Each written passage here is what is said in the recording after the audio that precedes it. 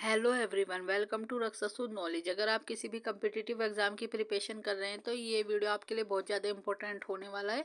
ये सभी question most important है और किसी न किसी एग्जाम में पूछे जा चुके हैं। तो देख लेते हैं हमारा जो फर्स्ट क्वेश्चन है, क्वेश्चन कौन सा है। क्वेश्चन होगा, जीव विज्ञान का जनक किसे कहा जाता है। तो ये अरस्तु को कहा जाता है। मोस्ट इंपॉर्टेंट है, काफी एग्जाम में पूछा जा चुका है। जीवन का भौतिक आधार क्या है। तो जीवन का भौतिक आधार जीव द्रव्य को माना जाता है। मोस्ट इंपॉर्टेंट है। जीवन की सबसे छोटी इकाई कोशिका को कहा जाता है। दोस्तों, प्रत्येक चीज या प्रत्येक पदार्थ छोटे छोटे कणों से मिलकर बना होता है। ऐसे ही हमारे जो शरीर होता है उसके निर्माण में सबसे छोटी जो इकाई होती है वो कोशिका होती है। हमारे शरीर के जो अंग है विभिन्न कोशिकाओं से मिलकर बने होते हैं प्रत्येक जीव के। नेक्स्ट देख लेते हैं। नेक्स्ट होगा साइटोलॉजी। ये कोशिका का अध्ययन है। मोस्ट इम्पोर्टेंट है। कोशिका की खोज यूपी पुलिस 2018 में पूछा जा चुका है।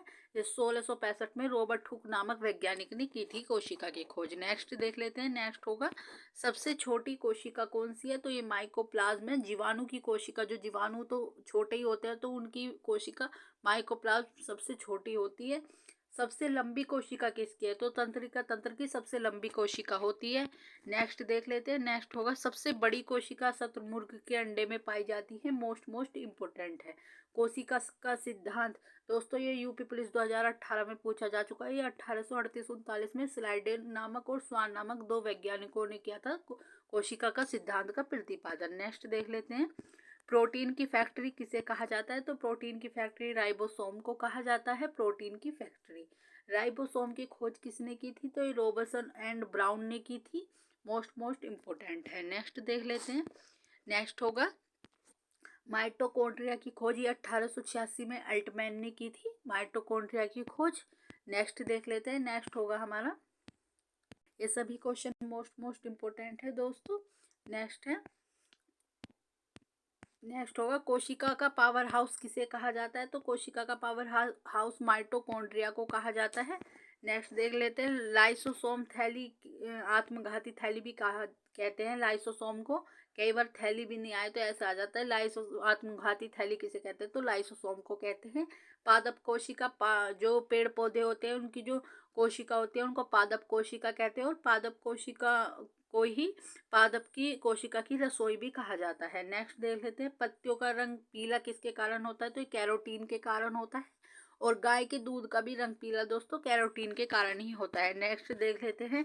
टमाटर का रंग लाल किसके कारण होता है। तो लाइकोपेन के कारण होता है। मोस्ट इम्पोर्टेंट है।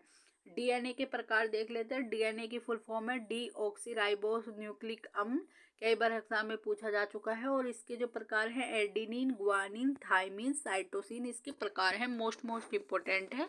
2018 यूपी पुलिस में पूछा जा चुका है। नेक्स्ट देख लेते हैं। नेक्स्ट होगा, डीएनए द्विकुंडली संरचना का मॉडल किसने दिया था। तो ये जे वाटसन और क्रिक ने दिया था डीएनए का मॉडल। नेक्स्ट देख लेते हैं। सर्वप्रथम जीन शब्द का प्रयोग किसने किया था। तो ये जॉनसन ने किया था दोस्तों। मोस्ट इम्पोर्टेंट है। नेक्स्ट देख लेते हैं। गुणसूत्रों में पाए जाने वाले अनुवांशिक पदार्थ को क्या कहते हैं। तो जीनोम कहते हैं गुणसूत्रों में पाए जाने वाले अनुवांशिक पदार्थ को। मोस्ट इम्पोर्टेंट है। नेक्स्ट देख लेते हैं। मनुष्य में आवश्यक अमीनो अम्ल की या एसिड की संख्या कितनी है। तो ये 20 होते हैं। मनुष्य के गुणसूत्र की संख्या 46 होती है। कई बार पूछा जाता है कि मनुष्य में कितने जोड़ी गुणसूत्र पाए जाते हैं। तो 23 जोड़ी पाए जाते हैं और संख्या पूछी जाए तो 46। उत्परिवर्तन का सिद्धांत किसने दिया था। तो ये हुर्गो डी विरिज ने दिया था उत्परिवर्तन का सिद्धांत। नेक्स्ट देख लेते हैं। नेक्स्ट होगा हमारा, जैव विकास का सिद्धांत किसने दिया था। तो ये चार्ल्स डार्विन ने दिया था जैव विकास का सिद्धांत।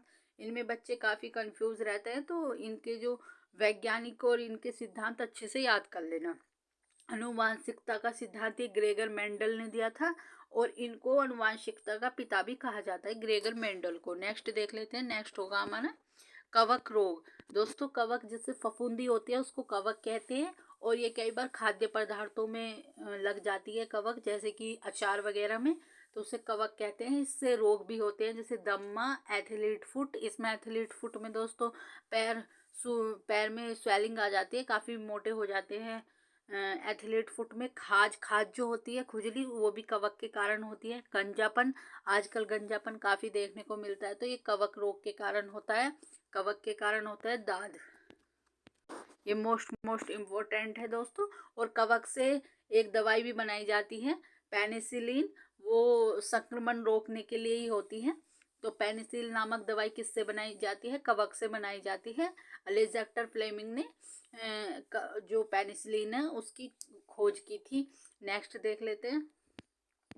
नेक्स्ट होगा जीवाणु की खोज। तो ये किसने की? ये ल्यू वैन होक ने की। मोस्ट इम्पोर्टेंट है, यूपी पुलिस 2018 में पूछा जा चुका है।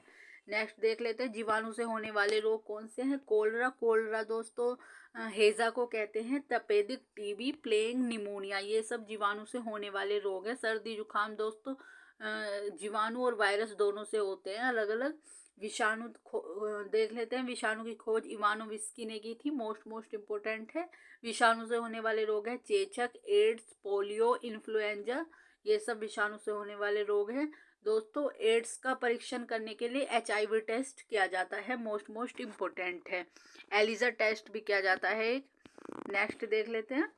नेक्स्ट होगा हमारा मटर के पौधे की जड़ों में जीवाणु। तो ये राइजोबियम नामक जीवाणु पाया जाता है पौधों की जड़ों में। मोस्ट इम्पोर्टेंट है।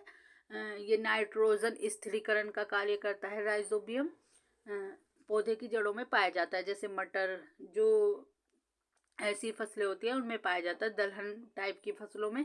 वनस्पति जगत का सबसे ऊंचा पौधा सिकोया है। फ्लोएम, ये पत्तियों द्वारा दोस्तों जो भोजन बनाते हैं, जो पत्तियों पे भोजन बनता है प्रकाश संश्लेषण द्वारा, उसके सभी जो भोजन है उसे पेड़ों के अन्य भागों तक पहुंचाना फ्लोएम का काम है। नेक्स्ट देख लेते हैं। नेक्स्ट होगा हमारा जाइलम। जाइलम जो जड़ों में जाइलम और खनिज लवणों को पौधे के अन्य भागों में पहुंचाना, संवहन करना, ये जाइलम का काम है। मोस्ट इम्पोर्टेंट है। नेक्स्ट देख लेते हैं। पौधे के आयु की गणना जाइलम ऊतक के वार्षिक वलय को गिनकर की जाती है। कई बार पूछा जा चुका है कि पौधे की गणना कैसे की जाती है। तो वार्षिक वलय को गिनकर की जाती है पौधों की गणना की उनकी आयु कितनी है। पत्तियों का हरा रंग किस कारण होता है? तो क्लोरोफिल के कारण होता है। दोस्तों अगर आपको क्वेश्चन का लेवल अच्छा लगा हो तो चैनल को सब्सक्राइब, वीडियो को लाइक एंड शेयर करें। Thank you so much.